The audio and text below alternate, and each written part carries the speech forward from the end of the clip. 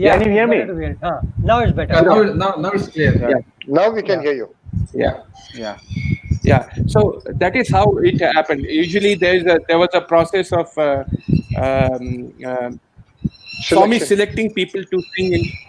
Selecting people in who can sing in front of him, and there was a process of auditioning in the hostel, and those who were able to sing properly in the hostel were sometimes recommended for Swamis to sing in front of Swami.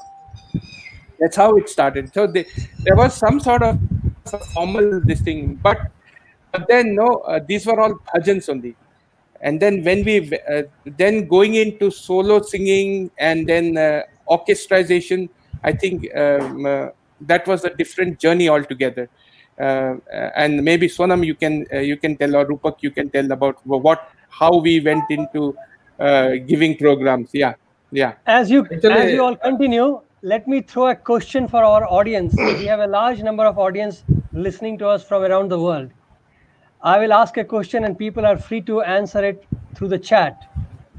Does anybody know how the bhajans would end? The starting point we all know. Swami had a time, like 9 o'clock the bhajan would start, it will start. But do you know how the bhajans used to end? I'll give you another 5 minutes to answer. Till then our brothers will share stories and they will choose who is the right answer. Brother, continue.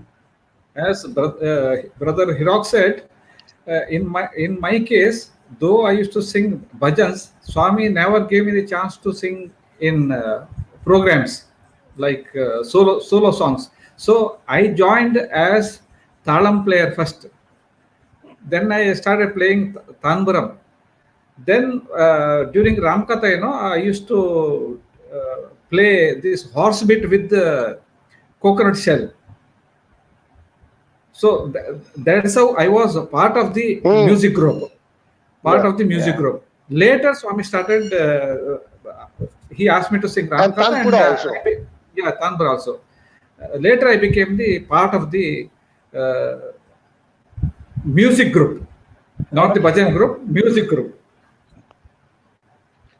So it was a privilege. It was not easy to enter. Yeah. No. Actually, we had as a tanbura player, I even played tanbura for the great singer Mrs. Bulakshmi.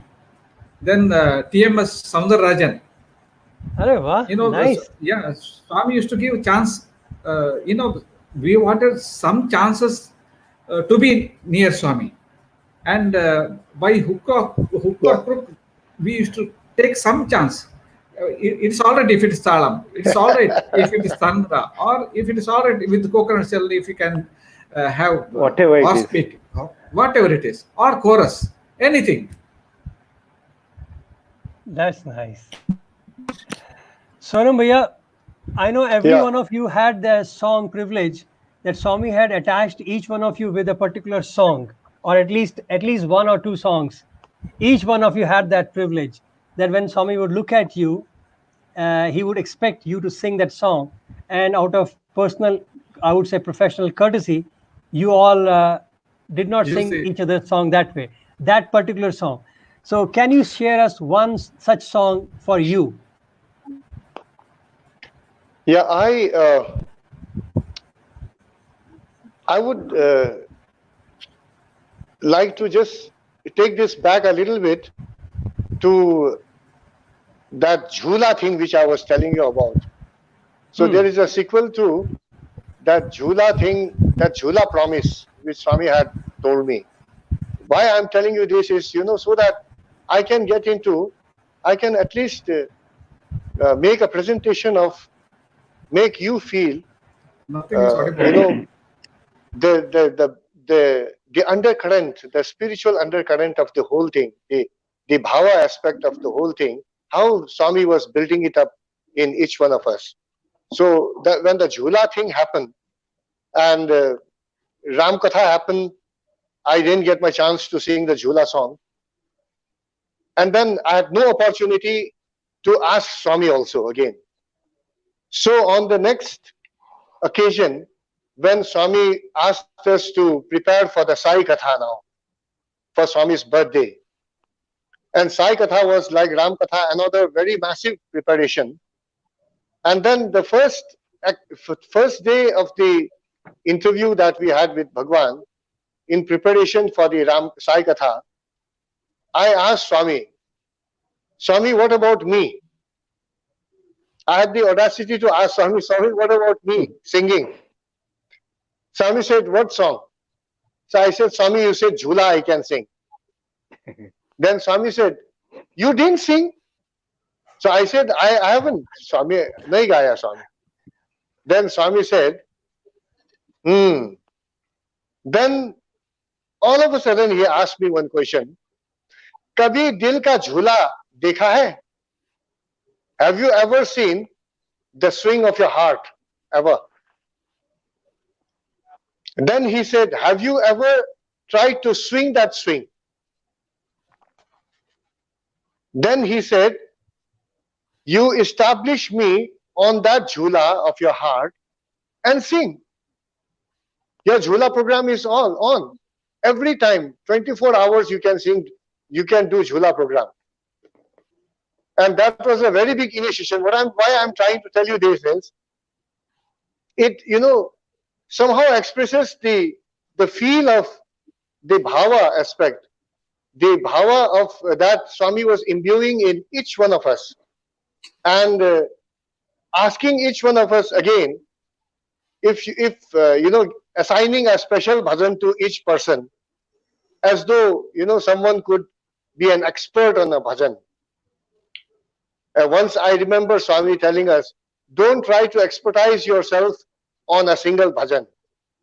You should be able to sing every bhajan with equal expertise, which means that you should be an adept in music, in your singing as an art by itself.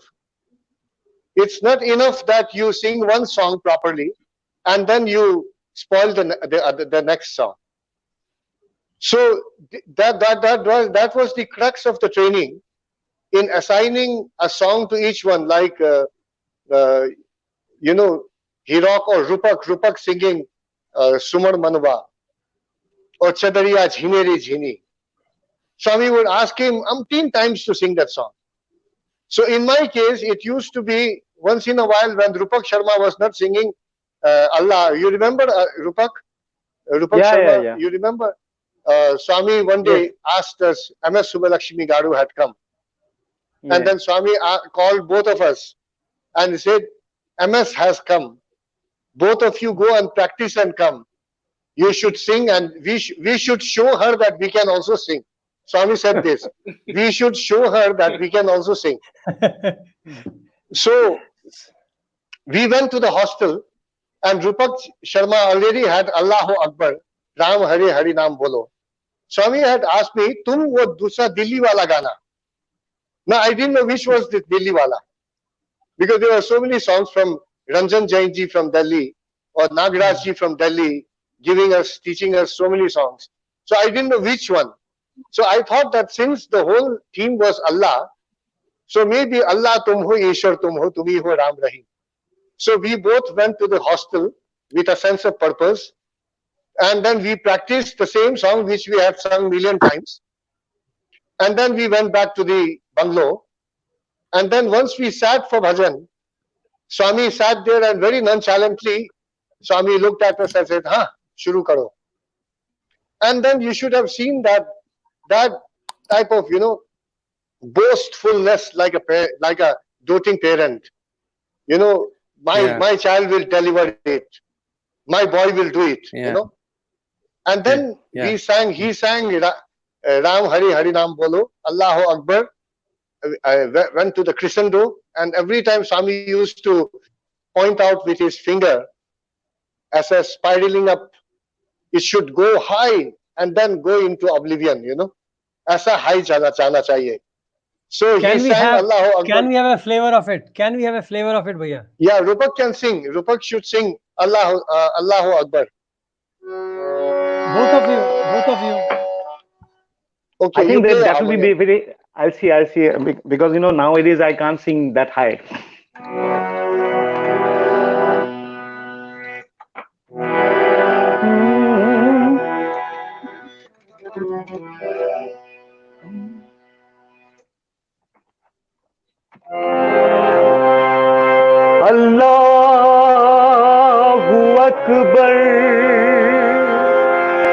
Allahu Akbar, Allahu Akbar, Allahu Akbar. अवल अल्लाह नूर पाया,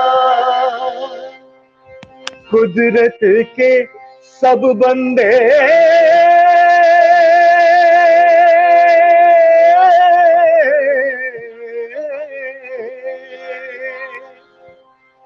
एक नूर थे, सब जब उपजिया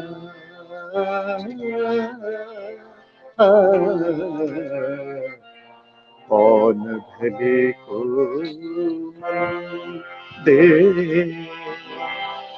कौन भले को मन दे. So after this, that bhajan will start. Actually, I don't have this practice for a long time, so I couldn't sing it properly. No problem. So Sonam Bhaiya, before you sing, Sounded so let me give the answer. There were many people who have answered the question correctly. Yes, bhajan would end when Swami would push his footstool back. And there were many occasions when he would play with the boys, he would take out his feet but not push it. So the next singer won't even know, should I start or not start? And the moment he would start, Swami will kick the stool. So he had to kind of, start and stop it. So he would play with the boys like that. So yes, those who answered, they were correct that Swami used to push the stool to stop the bhajan. Okay. Sonam Bhaiya, in your voice, there was one more. There was one more version to it, to his stopping the bhajan or announcing the closure of the bhajan. He would be playing the talam, and then when he would rest the talam on the arm of the chair, that would signature the end of the bhajan. That would say that this is the last bhajan now. So you better be prepared for Arati. Okay. I remember him playing with the flower petals, and then boys keeping that, Swami's handkerchief was on the hand rest. And I remember front boys, especially the front boys used to do the mischief. They would keep the handkerchief at the edge, so that as soon as Swami would sit, the handkerchief would slide down, and they would get up, take the handkerchief, and try to offer it to him. And that chance of looking at him offering the handkerchief, then Swami understood that. And next day when he walked in, he picked up the handkerchief before he went up. So, and he looked at them and said, "No, I know." So it was very sweet. So, yeah, one more thing which Swami was to do about signaling the end of a bhajan was he will be giving talam and then suddenly he'll stop.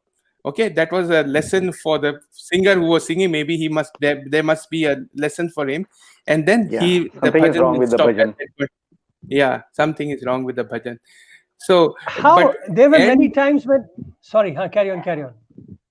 Yeah, the end of a bhajan session was pushing the stool inside or putting the talam. Yeah, but end of a bhajan could be even this one, Swami giving talam, suddenly stopping. That's it. And then the singer, all of us used to immediately know that yes, Swami wants me to stop the bhajan. Because he used to sometimes tell you, okay, sing. Yeah, and then he used to also end the bhajan. Sing this bhajan. And through his, I would like to share with his devotees this. I want you to tell them, especially in the bhajan hall, obviously the distance between Bhagwan's chair and the boys is not so much. But when we were in Puranchanda auditorium, for example, or outside the mandir, where the distance between Bhagwan's chair and students is quite far, still Swami could just move his lips or his eyes, and you would know who has to sing, which bhajan has to be sung. Yeah. Which bhajan has to be sung. Can you give us any of those thoughts and memories for people to understand how that worked? Now this beautiful lip reading, or being able to understand Swami's gestures. That was a pure connection between Swami and his students. Only students could read his lips, or the slightest movement of his fingers. Students would know what every movement meant. So he would say something like Allah, and it meant Allahu Akbar. Yeah. Madhuban. Or Madhuban, you know. So to that extent, once again, through these actions, Swami was making the students attuned to him, teaching us how to get attuned to him all the time. So unless your attention was completely on him, you would miss it. You would miss that gesture. So that was so important. And the bhajan group was there, right? The whole bhajan group was there. So people, like take for example, suppose Swami wants, I'm singing a bhajan, and then Swami wants Sonam to sing a bhajan. So what will happen is the people around will actually understand that there is a gesture from Swami that he wants Sonam to sing. So that time what will happen is the people around will tell that Swami Sonam should sing. Okay. No, and then they'll because shift the mic. They'll shift the mic to him. They'll shift the mic, and the other thing is there are times when you are closing your eyes and then you are not able to see Swami's gesture, but he will tell. This one is of the gesture on the basis of the lip movement. People used to understand. Okay, Abhi Allah. You suppose he's saying Allah. You can the lip movements. Then there are times also when Swami will gesture. Like give the mic to him. Type. So those are things which all the whole bhajan group used to be attuned to. But interesting thing was that when you look at from behind or from side, there was no movement in the bhajan boys, because the discipline was such that everybody's eyes was on Swami, and still in between communication is always happening. You are always informing, mic is moving, but nothing was being disturbed, right? Yeah. That was another thing. In between two bhajans, Swami would say there should be no gap. Yes. So the slightest of gap would mean that there was a type of intervention, a type of interval. Something went wrong there. So there had to be no gap between two bhajans. And Swami would say that devotees outside are meditating. And if you create gaps, if you delay in singing the next bhajan, straight away, it will disturb the train of thoughts of that person, the meditation of that person. He would give a stern look. Stern look. A very stern look he would give. And that would be enough. We are coming to the close of our session. I think we have already crossed 2 hours. So why don't we have a couple of good bhajans or any songs which you all feel comfortable with? And, we can, I'm sure devotees would love to hear all of you. Yeah. So Sonam Bhaiya, you have not sung at all. So whatever. Yeah, yes, Sonam, please.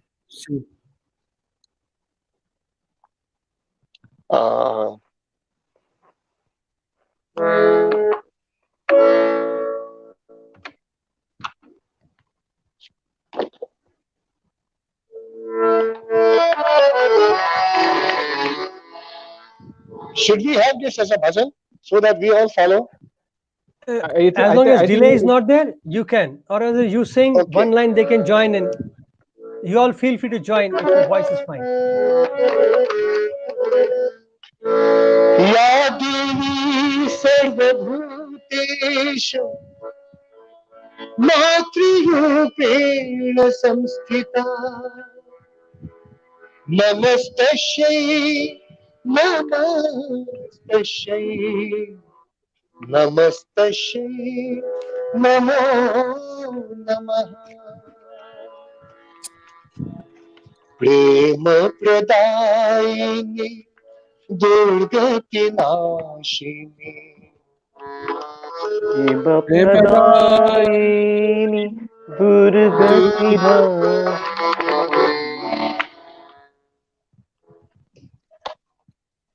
Sonam, you sing. You One. sing. You sing. You sing. I think you have to You sing sing. it solo, unplugged. Don't, because it gets Yeah. delayed. प्रेम प्रदायिनी दुर्गति नाशिनी जगदीश्वरी साई मां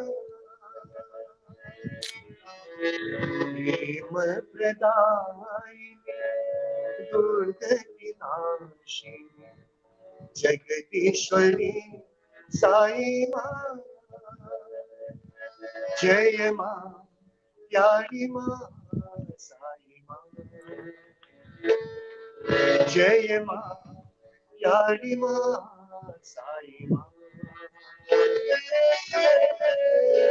आदिशक्ति शुभदायी जननी अरविंद लोचनी मां आदिशक्ति शुभदायी जननी अरविंद लोचनी मां तुम्हारी दर्श बिना सोना है जीवन तुम्हारी दर्श बिना सोना है जीवन कृपा करो साई मां दया करो साई मां जय मां प्यारी मां साई मां जय मां प्यारी मां साई मां प्रेम प्रदायिनी दुर्गति नाशिनी जगदीश्वरी साई मां Wow. Thank you. Beautiful. Beautiful. Kote brother, you had that bhajan, no? That Sai Baba Namostute. Okay.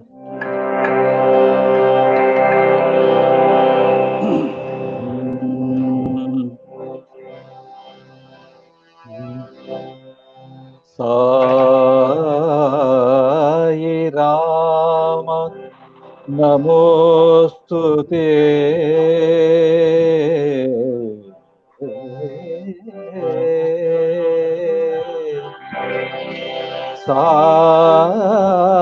Sai Krishna Namostute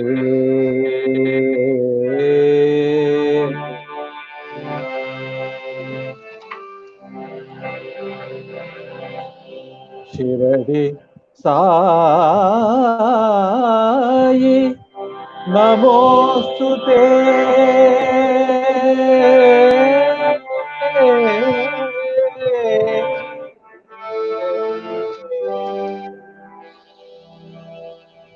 Parti Baba Namostute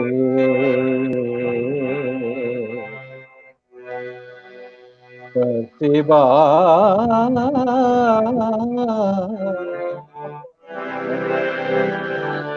Namostute.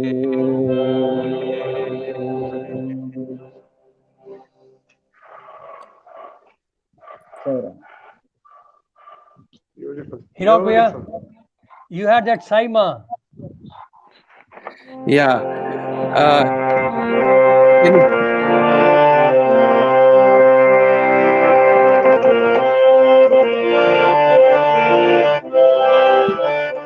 Rupak, let me play. Rupak, let's on. I'll play.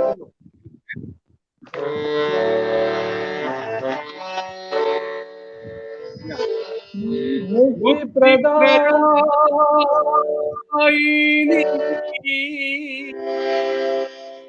Prema Pradaini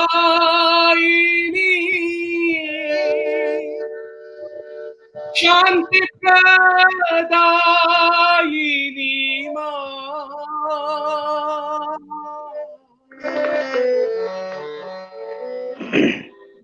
Janani ma Jagat Janani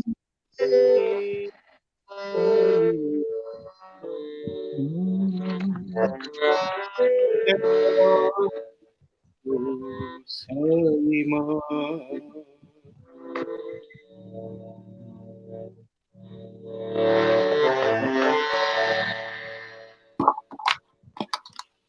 I'll sing with headphones. Okay, sorry, I didn't wear that. I'll sing with that. Yeah. Sing Mukti from Jan. Pradayini Prema Pradayini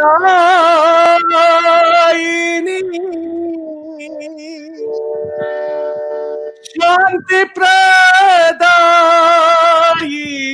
Ma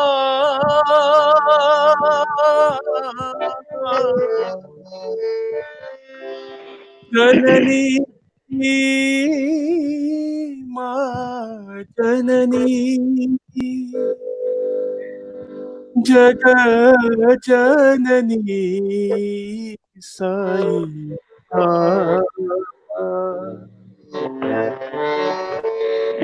Daya Karo Sai Ma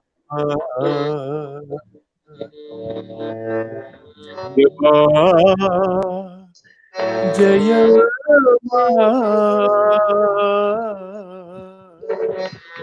Jaya Sai Ma.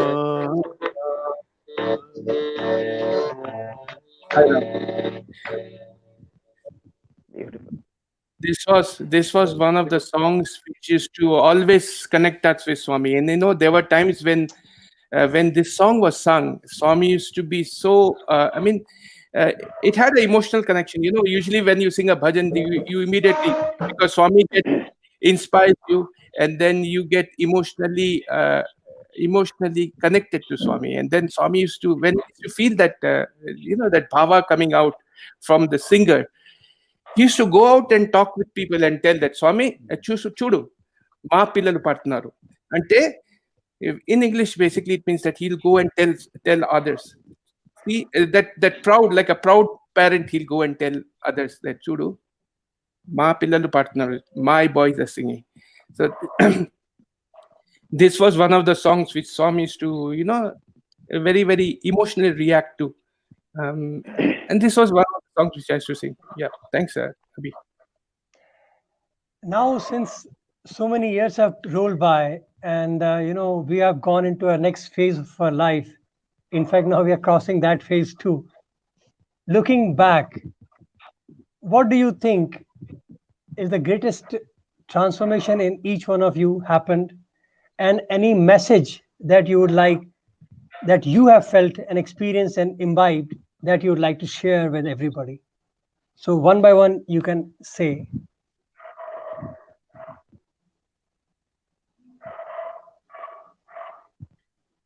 Go ahead, Sonam, or Sonam, yeah, start off. Yeah, start, Sonam, please. Yeah, when I look at the entire tapestry of life that we have spent with Bhagwan, or we had the privilege to spend with Bhagwan, we didn't learn from books. He gave us the privilege not to throw away the books, to throw away the scriptures, in fact, in the sense that they were not necessary. Because he made everything so visible in front of us. He taught everything to us in a very pragmatic, practical way. After all, he said, he would tell us that the crux of all the scriptures is only Dhai Akshar Sathya. And to learn that, why do you have to go through all those loads of books?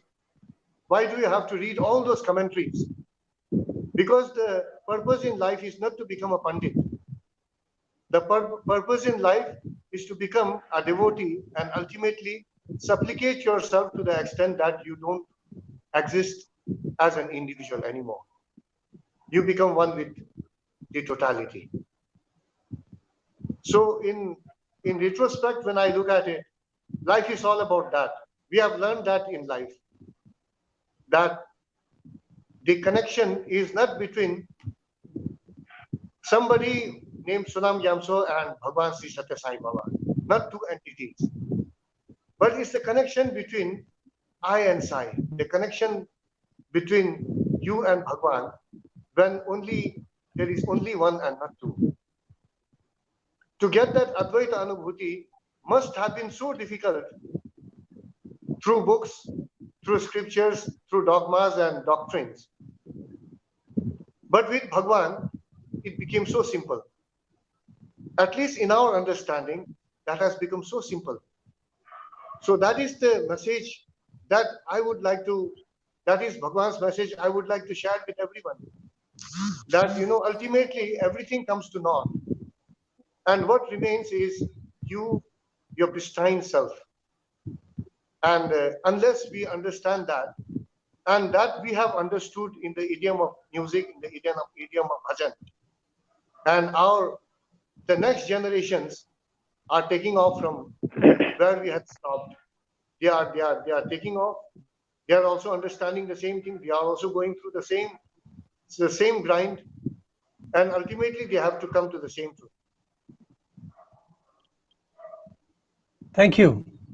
Rupak Bhaiya, your summary of life. My message is just a few lines, a beautiful bhajan that is in me. I'll be following this, and I hope everybody will follow this in their lives. Sai Ram, Sai Ram, गाये गीत हम सुबह और शाम, हर एक पल में, हर एक क्षण में, भजे हम सब तेरा नाम साई, भजे हम सब तेरा नाम, गाए गीत हम सुबह और शाम, कोई कहे तुझे जानकी राम, कोई पुकारे राधे श्याम, हमरे लिए तुम साईं भगवान साईं, हमरे लिए तुम साईं भगवान, गाए गीत सदा सुबह और शाम. Sai Ram. Beautiful. Sai Beautiful. Hirok Bhaiya. Yeah, I mean, when we look back on the days that we spent in Swami's proximity, it all appears to be a dream. We would have read about some of these things in scriptures, like take for example in the Treta Yuga or in the Ramayana or in the Mahabharata, how people spent their lives with, say, Lord Krishna or with Lord Rama. This was something which was we spent our time with the avatar, the God whom all of us worship. In terms of life lessons, I think Swami taught one thing. One thing is which Swami taught us was that live for others, like always be self-sacrificing, have that empathy and compassion for others. Always have lot of humility.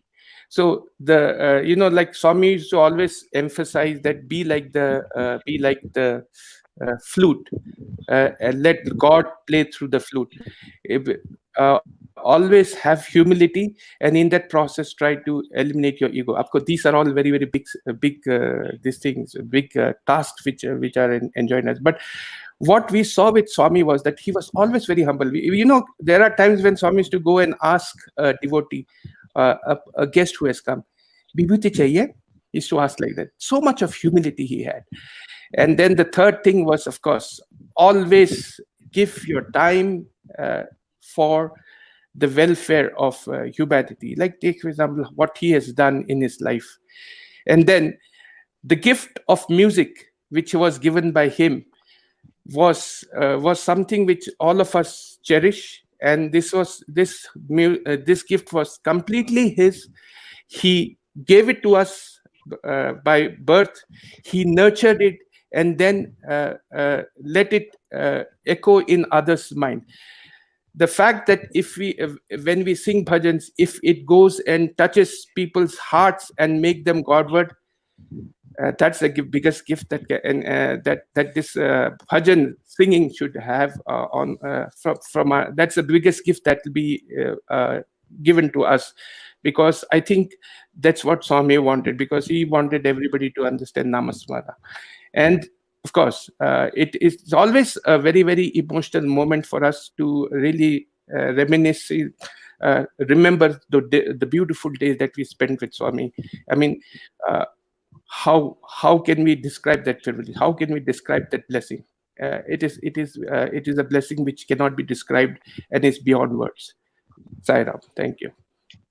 So the lessons that what everybody should understand is that, see, from Swami's life, I mean, things like cultivating humility, things like having communion with God, being spiritual is is what I think Swami wanted all of us to do.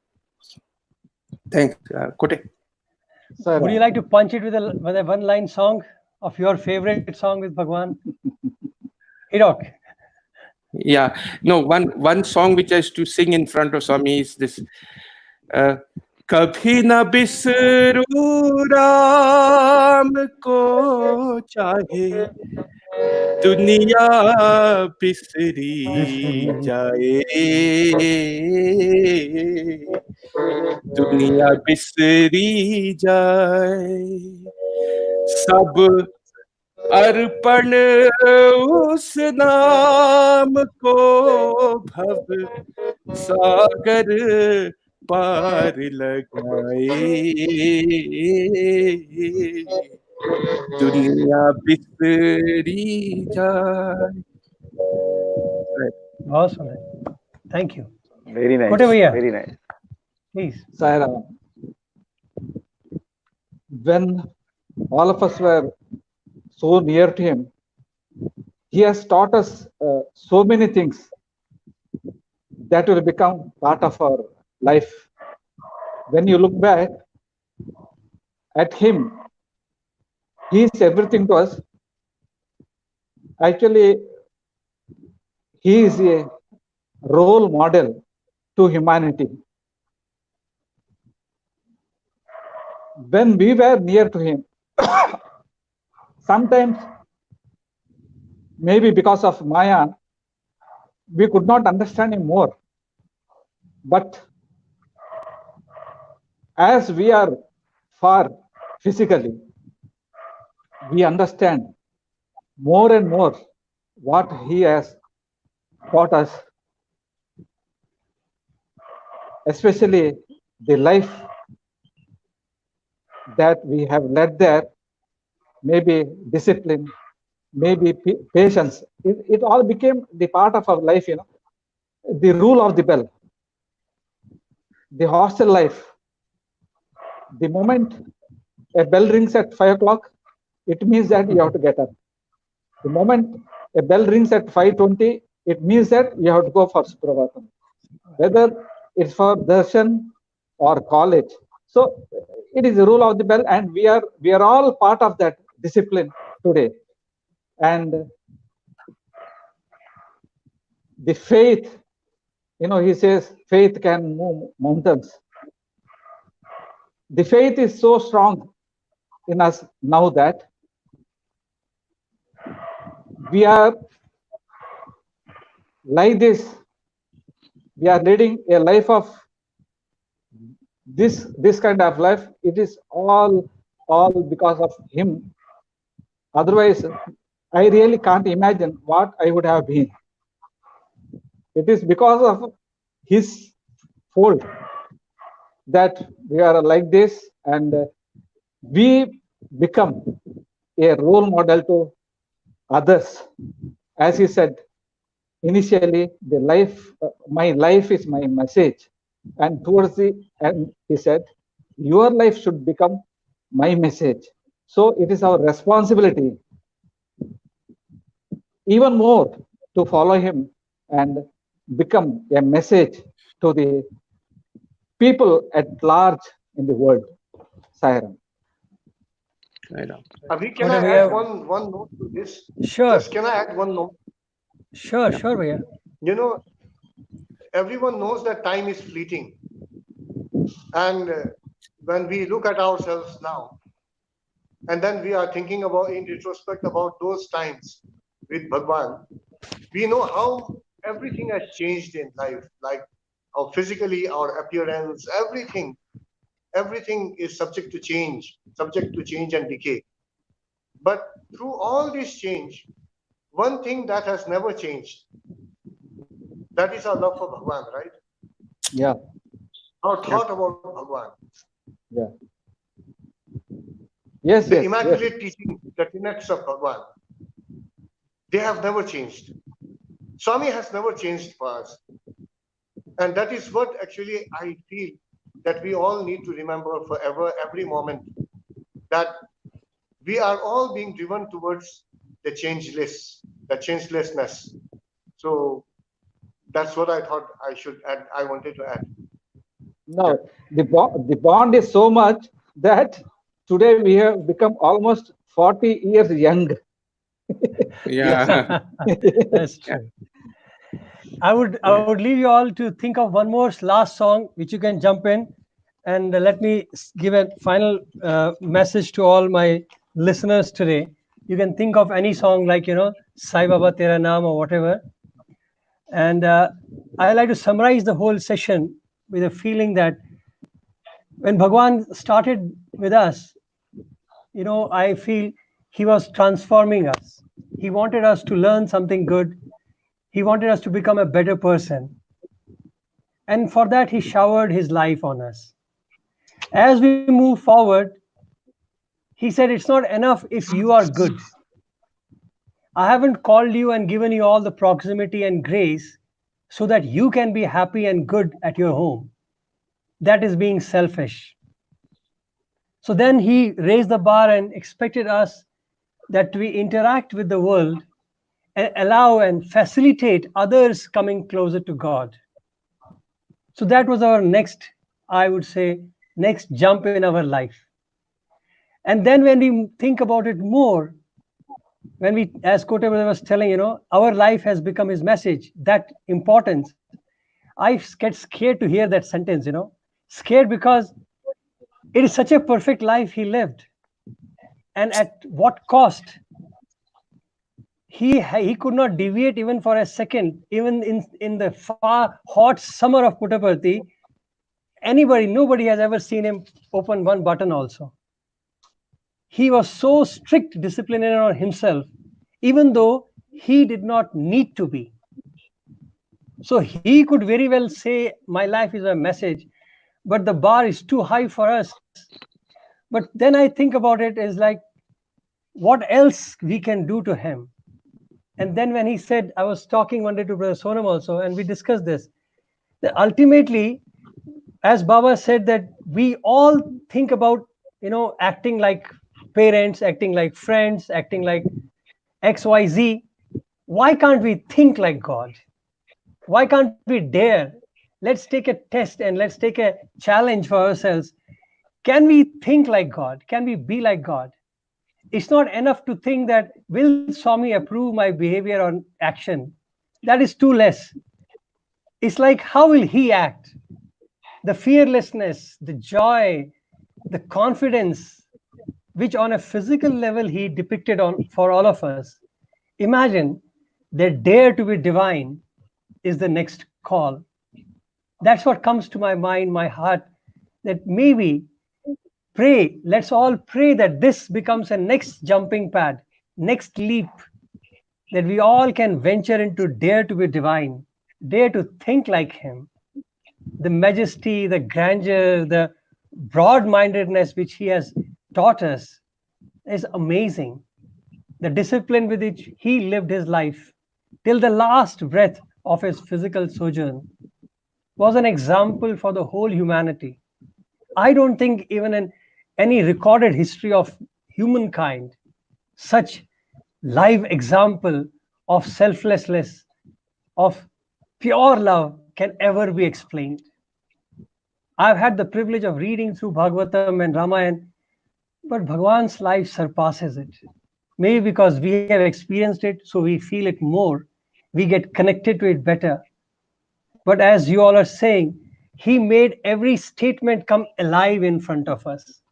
Love all, serve all was not a statement by Vedas. He made it happen. When you look at him, we can feel the peace. We understand what peace could mean. When we walked around with him, we knew exactly what omnipresent meant. When he said, I know everything, I know each one of us knew that he really knew everything. And our thoughts stopped. We could not even think beyond a point because we knew this thought also he will catch and point it. So for us, these words like omnipresence, omnipotence, they became alive. To such a master, what else can we say? We can only express our gratitude with just sharing his love, sharing his affection, and praying that maybe Bhagwan help us to think like you, to be like you. Let's dare to be divine. So, my brothers, any final words, or please sing a song so that our whole audience can enjoy that and devotees can spend rest of the day in that glory and that movement of divine. I leave it open to all of you. Feel free to say something or sing something. I had many Suran, songs listed for you all, but I would leave it to your choice. Yuga Avatara, Sai Rama, or whatever. yeah, that we can sing, no? Yeah. Okay, we'll sing individually, okay? Yeah, that's better. Or one line, whatever, yes. Yeah. Yeah. Which one? Yugavatara. What is the Shruti? One bhajan. Yugavatara Sai Rama. Yugavatara Sai Rama. Okay. Ram, Ram, Ram,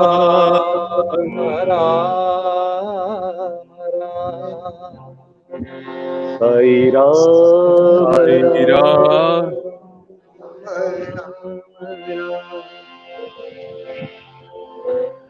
Ram, Ram, Ram, Ram, Sita Pate Sri Ram.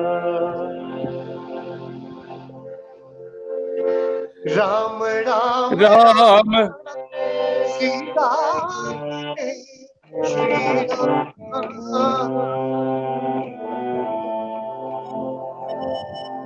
Sitapate Sri Ram. Yugavatara Sai Rama. Ram Ram Ram Sai Ram Ram Ram. Alakh Niranjan Prashanti Rama. Sri Raghurama Sai Rama. Ram Ram Ram Sai Sai Rama Rama Sai Ram Ram Ram. Sai Rama Rama Sai Ram, Ram, Ram. Yugavatara